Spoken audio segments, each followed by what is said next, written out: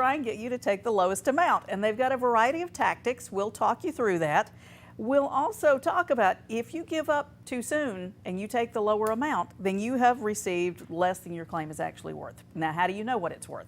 How do you talk to somebody to figure that out? Calling your questions about fighting the insurance company, the 31 Law call number 256-536-0077. We'll talk to you live on the air. Or you can also now text your question to that exact same number, 256-536-0077.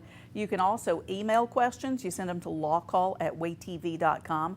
And when we get to a show that's on point, we pull them out. We've got some of your email questions lined up for tonight. We've also got Will Leake here from Timberlake, League & Brooks. Good to have you here tonight. Good evening, Sharon. Good evening, everybody. We're all about insurance tonight. All about insurance. Whether it be, health insurance, hospital bills that aren't covered, you thought they were covered, homeowners coverage, car wrecks, which is the most type of insurance claim that we end up handling. Anything, be brave. Give us a shout tonight. Happy to hear from you guys and answer your questions on anything related to insurance. And everybody has it, Sharon. Yeah. Everybody needs it. My kids are getting out of college, getting their first jobs, and all of a sudden, hey, here's my check. I've got this insurance coming out. Yeah. Whether it be, health insurance, paying for their vehicle, how does that come in? Doesn't come automatically. Oftentimes you graduate from college, you can be on your parents' insurance, usually till age 26 under most policies. Sometimes those are different. So what does your employer provide in the way of insurance, whether it be life insurance or health insurance? And talk about a lot of those issues tonight. Yeah, I bet your kids are asking you questions, right? When they're signing up to pay their first auto insurance Right. themselves. What does this mean? And is it worth it to buy this other thing? So call in your questions about that. We'll talk about it. That's right. We've got video to get us started off. We always like to start off with a little video while we lock in questions. So we pull this off of YouTube. You make the law call. Look at this white SUV that comes out of nowhere from the side. We can't tell what it is that causes him to run into this telephone pole, crash into it, take it out. And thank goodness the lines and other poles did not come down on these vehicles. When something like that happens, y'all deal with all kinds of personal injury cases. Car accidents like that, will the driver of a car have to pay for the city or county to reinstall that? Or if it were worse, Right. what all would they have to pay for? And it doesn't look like there's any other vehicle involved. Of course, we can't see further out to the right, but let's assume that this white car, nothing else happened, it was just him. There could be a defense. Let's assume he or she had a medical emergency. Yeah. That may be a defense. However, if there's negligence, if the city proves or the county proves that there's negligence involved in this crash, that particular driver is responsible for the damages. Hopefully, he or she has insurance, motor vehicle insurance, which will pay the property damage up into those limits. So let's say it's $100,000 worth of liability coverage, and there's $80,000 worth of damage to the pole and to fix the intersection. Insurance will cover it. You're good. Your rates may rise because you've made a claim. Let's be fair. Every time you make a claim, they're keeping track of it. But unfortunately, if it's more than your insurance coverage, then you may be personally responsible for it, and the city may have a claim directly against you for the difference. So if it's $120,000 worth of damage, you only get $100,000 in coverage. That makes a difference. And so we've handled this particular case before. And we had a Good Samaritan. A Good Samaritan stopped, rendering aid to the person in the white car, and then another car comes in, hits the down wire and injures our client. And so the other vehicle's insurance would pay for medical bills, pain and suffering, compensatory damages, things like that. So, insurance in all facets comes into play in this particular situation. You gotta have it. Sure does. Okay, we've got callers waiting. We've got Vanessa on the line with a question from Florence. Hi, Vanessa. Thanks for calling. What's your question tonight? Hey, Vanessa. What's your question tonight? Hello. Hi, Vanessa. Thanks for calling. What's your question tonight? I had a fire at my home, and it was a total loss. And my maintenance person had a fire in the backyard. So and they said that they don't know if that caused the fire, but then they said it might have been electrical, but they can't prove it was electrical because after the fire, someone went in the house and stole all of the electrical stuff, the wires and stuff. So my question is, because they feel like it might have been electrical, but they don't know, is there a chance that I may have to get an attorney? All right, Vanessa, you said in the very beginning, I missed, you said it was what kind of fire? My house, it actually blew up. The neighbor said he heard a bomb, a boom boom, 3 big booms, and the house blew up. So they can't tell if it was electrical or any other type that started the fire, because someone stole all of the electrical Right. copper wire and stuff. Well, thank Right. goodness you weren't home for that. Glad you're okay. You know, maybe. It depends on, you know, if the insurance company will really, we try and, we advise people like you to, hey, talk to the insurance company. If you can work it out, great. If you can work it out with another party, great. Now, I say that with a little bit of warning that oftentimes you don't want to give a recorded statement, and sometimes, depending on the type of case, you can give out too much information just to give them ammunition to deny your particular claim. So the issue in this case, in your case, is, you know, what was the cause of the fire, what was the nature and origin of the fire, to determine whether or not your homeowner's insurance will be triggered to come in and pay for these repairs. Depending on the exclusions of the policy, Sharon, it might. If they have an exclusion for defective wiring or defective electrical that maybe wasn't signed on or wasn't up to code, that's something that they may deny that particular claim for. Don't they have to prove that? Does Well, the insurance company do. have to prove it? They do. Now, you have to do to mitigate damages. So they Okay. may make an argument that you didn't lock the house up, people got in there and stole the evidence, and we can't make a determination. I would still argue, based on the facts, that the fire marshal should come in and do a report to determine the origin of that fire. And then when you take that report to your insurance carrier, let's say it was bad electrical work that was signed off and was up to code, something that you could not or should not have been on notice of, your insurance will most likely come in and pay those damages. You'll lose your deductible, but they'll send an adjuster out, make an estimate, and oftentimes they have people that they use to do these type jobs, and they'll pay them directly. Or you can go get quotes yourself and then submit those to the insurance company, and they'll cut you a check where you can make the payments to any laborers or any whoever's going to come in and fix that damage. So you might have to, depending on if they deny your claim. But I would lean on the fire marshal's report to find out exactly what was the nature or origin of the fire, and then submit that to your insurance carrier. But you want to make sure to contact them sooner rather than later to put them on notice of your potential claim, and hopefully they'll be fair with you. But again, you want to be safe than sorry, so you may want to sit down and talk with the lawyer to make sure that you got your ducks in a row before you make your claim to the insurance carrier. Vanessa, check with all your neighbors too. So many people That's have right. got Ring doorbells and security cameras and something. Right. I'd like to think that somebody had a recording. If you talk to them soon enough that you could get a hold of it, that might be useful. The house blew up, could be a gas leak. Could you be a know? gas leak. Right, but the fire marshal, well, they'll sort it out. They sure will. We've got Lindy on the line with a question from Huntsville. Hi, Lindy. Thanks for calling. What's your question tonight? I have $250,000 insurance on my truck. Okay. If I'm found guilty of causing an accident and the insurance lawyers get the person awarded $350,000, Where's Does the my extra insurance- 100,000 come from? yes. Right. Yeah. How does that work? All right, so oftentimes you'll have different type of coverages. Let's say you have a max of 250, like in your case. In the scenario you just presented, let's say the jury finds against you in the amount of 350,000.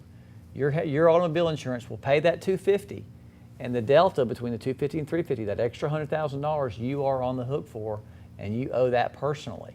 Now, most folks don't have that money sitting in a bank somewhere, so it makes it difficult to make that, to make those payments. The attorneys could file a type of lien on property. They could garnish your wages, anything to execute on that particular judgment. So you want to have as much insurance as you can in cases like that.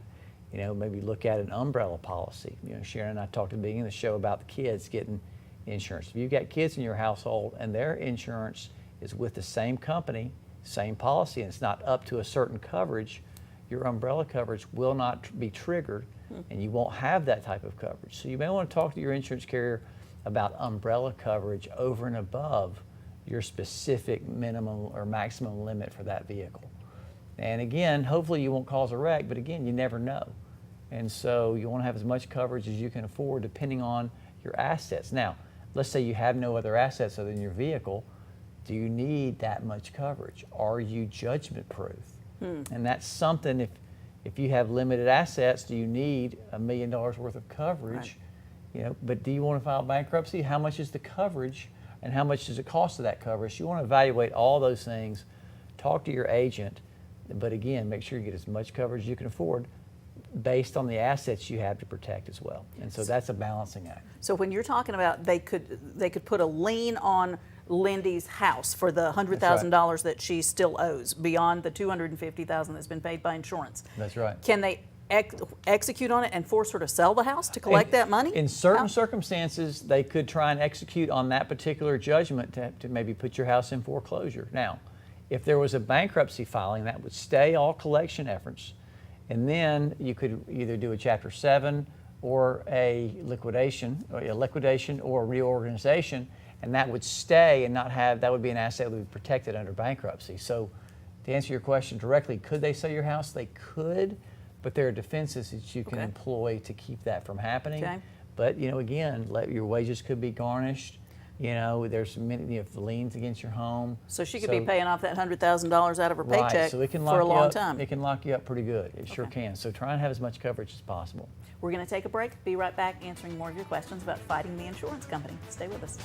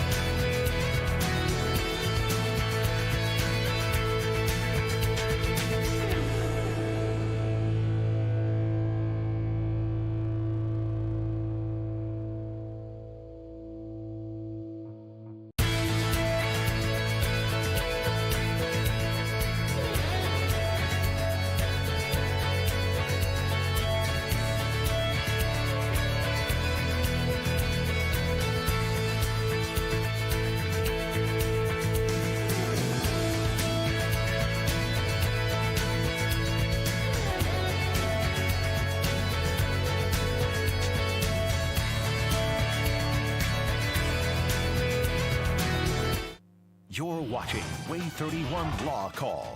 Your rights, your calls, live.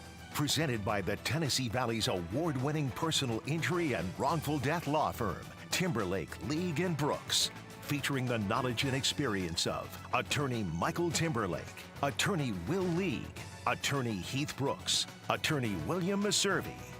And hosted by broadcaster and family law attorney Sharon Doviet. This is Way 31 Law Call. Welcome back to 31 Law Call. I'm Sharon Doviet. Tonight we're talking all about insurance claims, fighting the insurance company. Will League's here from Timberlake, League & Brooks. They are personal injury attorneys, so they do everything from car accidents to medical malpractice. You deal with the insurance company all the time. Every day. So you're Every the day. exact right person to talk about this with. Call in your questions, the 31 Law Call number, 256-536-0077. You can also now text your question to that same number. So text in your question, we'll have some of those. We also get your email questions like this one from Mark. Mark had written in, my dad was in an accident with a big truck on his way to work. He was hospitalized for a few weeks and is now in physical therapy. The other insurance company is offering some compensation, but it's not very much. Should we hire a lawyer to handle this or try to negotiate it on our own? You know, I guess it's kind of self-serving to say, hey, yeah, you need a lawyer, but oftentimes you do. You get better results. And you get, the statistics show you get a higher result. But that's one question is when to negotiate it. Oftentimes, the insurance company will contact you early before you really know, before you even got the bills in from the hospital, and they'll make an offer. I've had a lot of clients that have taken that initial offer before they even have the bills in. They didn't realize, hey, let's say I took $10,000 and then I get the hospital bill that's $20,000. Yeah. And they're upside down already.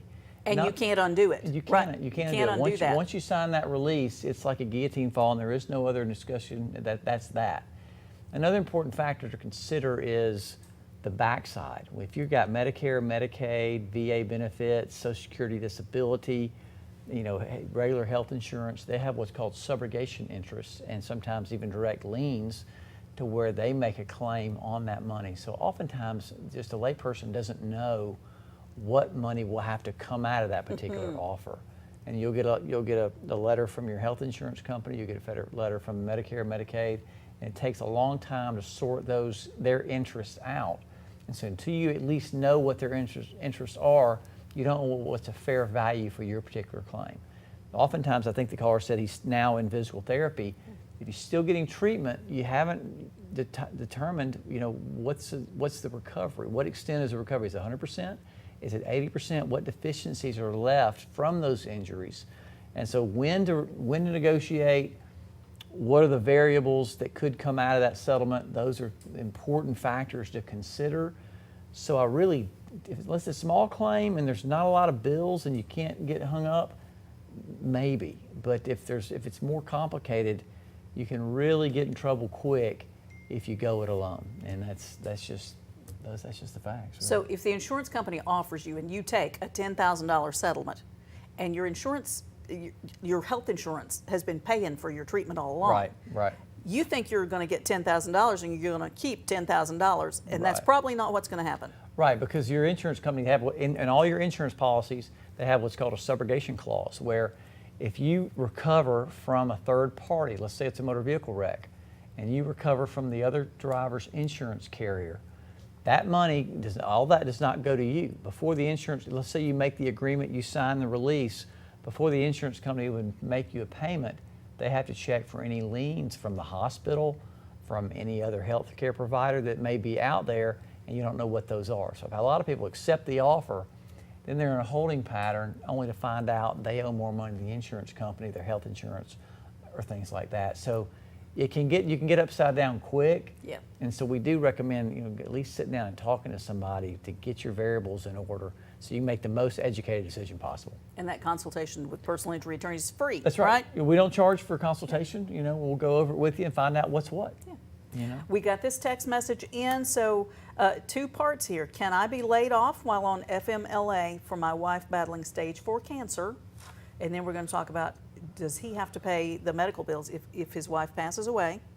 Is he responsible for those bills if she doesn't survive? So FMLA, can you get fired or laid off while you're trying to use your I'm not crazy familiar with that, but I would say if you are qualified for the program and you're within the program, I think there's going to be a stay of letting you go during that time. Now, the second question, Sharon, was... Is he if his wife passes away, and we're very sorry to hear about your wife's cancer, if the wife does not survive and she leaves behind a bunch of medical bills, does the spouse and family have to pay those medical bills? Now those are her medical bills. Yeah. Now, unless he signed off saying, I agree to be responsible for these bills, I would say no. But typically, the insurance that was covering her during her life, we'll cover those as well. So those bills should be covered. But it's an important question to ask because you can wake up and next thing you know, you've got hundreds of thousands of medical bills that are due. Yes. But you may want to talk to your insurance company on the front end just to make sure that those are covered. We've got Jeff on the line with a question from Huntsville. Hi, Jeff. Thanks for calling. What's your question tonight? Hey, Jeff, if you'll just listen to your phone and turn your TV off because there's going to be a delay and it's going to confuse you. Hi, Jeff. Thanks for calling. What's your question tonight? Well, I've got a question about the insurance company is saying they're not going to cover a roof replacement because of deteriorating wood. Okay. And you need to know what to do. Okay. It was caused by missing shingles that are the wind has blown off. Okay. Jeff, are they saying those shingles were gone long enough to where you should have repaired them and that let water in, or what are they saying? They're just saying certain ones. They're just saying that deteriorating wood, period, they're not going to cover it. Right. Now, they mention any exclusion for rot? I know you're saying deteriorating wood. Did they say, hey, that's an exclusion and we don't cover that? No. Like I said, all they said is that they would not cover deteriorating wood. Okay. All right. So if you need a new roof and you think it's from those shingles missing, and the water got in from those shingles missing, the first question is something that you should have or could have been aware of? Was there leaking in the house? Did you fail to what they call mitigate damages, or basically find an issue and fail to fix it, or negligence yourself? And it doesn't sound like they've said that. So I think the argument would be on your side is the shingles were missing. Those shingles allowed water to get in there and then create that damage. The question is, and they can tell, how long has that damage been there? Is it dry rotted to where they can show and put time on that particular part of the roof that needs replacing? If so, they may have a valid defense because they can show that that wood rot's been there for sufficient amount of time that you should have or could have been aware on that and failed to fix it. Now, it's not unusual for them to go ahead and deny it once out of a matter of course. So you may want to get an expert to come in there and say, okay, this is the cause of the issue, this is the cause and the reason you have to have the roof replaced. If it's not from rotting wood, then you may have an argument. Take that back to the insurance company. If they fail to at that point, and your expert is clear on what the nature and extent and cause of the damage is, you may have to file a claim and sue your insurance company to make them go ahead and pay that particular claim. Let's talk about what property insurance can cover. So we got a text question in. What if the person you're suing doesn't have insurance, but you live in an apartment complex and the incident occurred at the apartment? Can you sue for the property's insurance? When can you go after the building insurance for something that happens to you that might not even seem related? But depending on, the building's insurance won't cover for individual acts. Okay. Won't cover, if let's say you're in apartment A and the person in apartment B did something to cause damage to you or injury to you or damage to your apartment, the insurance company will not cover that particular person for that conduct. However, if there's something in the common area that happens that causes injury to you or damage to your property, that may trigger the apartment complex's insurance to come in as well. But again, they typically won't cover acts of third parties that are unforeseeable. Okay. Okay, sort of related to this, Gail sent in an email. A storm dropped a tree on my house and my car in the driveway. Sorry, Gail. The insurance company's working with me on a new roof, but I only have liability on my car. I was told most homeowners' policies would cover the damage to vehicles. Could that work? Is that true? How do I handle it? The good news is it wouldn't be under her automobile coverage. Okay. It would be under her homeowners. Okay. But if the tree is in her yard, Yep. the tree's in her neighbor's yard, their insurance company may provide coverage to her home and her car. So the good news is, if you don't have car insurance, it doesn't matter because it would be outside your car insurance anyway. Good, good. Good luck with that. We're going to take a break. Be right back answering more of your questions about fighting the insurance company.